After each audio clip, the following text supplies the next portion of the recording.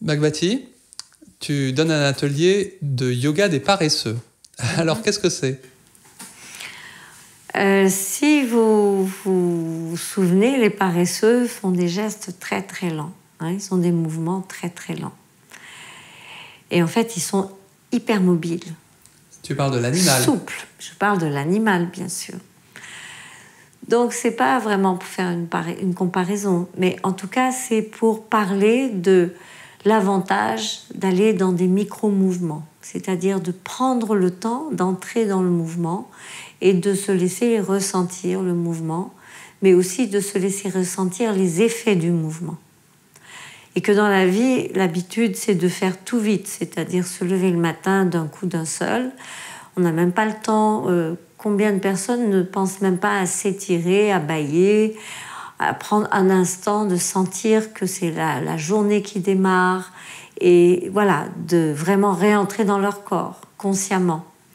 Donc c'est hop, le pied par terre, c'est la toilette à toute vitesse, je me vois même pas dans le miroir, tous les gestes sont généralement mécaniques, pressés, et ça continue au travail, parce que peut-être je suis derrière un bureau où je fais les mêmes gestes tous les jours, et que j'ai pas le temps de m'arrêter, de respirer, de finalement d'être en relation avec mon corps, d'être en contact avec mon corps, donc avec moi-même. Et puis le soir, je rentre, c'est pareil, il y a eu le voyage, peut-être le métro, la voiture, peu importe, mais en tout cas, je rentre et de nouveau, je n'ai pas le temps de... je ne prends pas forcément le temps de me défatiguer, de me poser et de lâcher ma journée. Et que ça continue, j'arrive au lit, eh bien, j'arrive encore plein de ma fatigue, de mon énervement, de mes insatisfactions, etc. Alors, qu'est-ce que le yoga des paresseux peut m'apporter? C'est déjà prendre conscience finement que le mouvement n'est pas neutre dans le corps.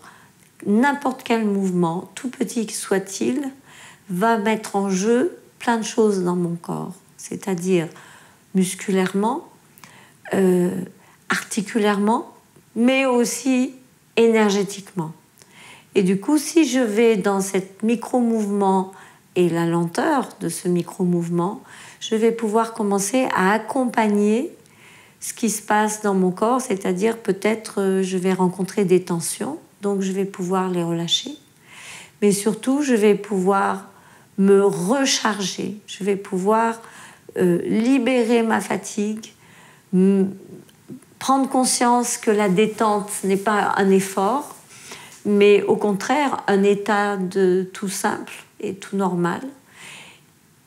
Et je vais gagner en mobilité, je vais gagner en décontraction, je vais gagner en perception de moi-même, en rapidité aussi, puisque je vais être dégagée des tensions, donc je vais pouvoir aller vite, sans effort. Et du coup, ma journée va être beaucoup plus ludique. Et au lieu d'être dans des mouvements répétitifs, peut-être je vais m'autoriser à faire d'autres mouvements, faire les mêmes choses en expansion de moi-même et non pas en rétrécissement perpétuel.